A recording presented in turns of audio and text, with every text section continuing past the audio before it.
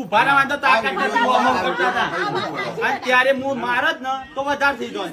એટલે હું કીધું આટલા કશું નહીં કરવું, 2 દિવસ પૈસા દાદાગીરી હોય ના કરવું છું કરવા જ ના પડે. તો ક્યાં કરતા કારણથી મારે ફેટ હું કરવા પકડી હતી એમ કહું છું. તો કારણ અરે પણ તારા પપ્પાને તો તે પૂછ્યું હશે કે પપ્પાએ એને કોકને કીધું કે પપ્પાને આવા એ મારો હાથ પકડ્યો. વાંચ્યો અમે પકડ્યો હવે એવી તો મારે હવે 70 મેસેજ આવશે, કદી રિપ્લાય નહીં આવતો. એવું લાગતું હોય તો 2-3 ગાડીઓ લઈને આવો.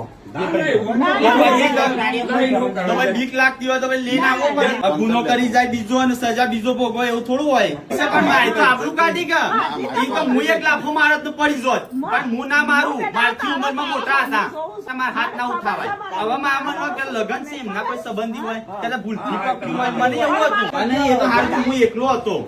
નકા આઈડિયો ના આઈડિયો હોય ને થોડું કરી નાખતા તારું. અને નસીબમાં ને આભારમાં તો મોકલું. અને હું છે ને જોડી હોમીવાળો હાથ ના ઉઠાવ તો હું ના ઉઠાવું. કેમ કે આપણે એવું ના આવડે.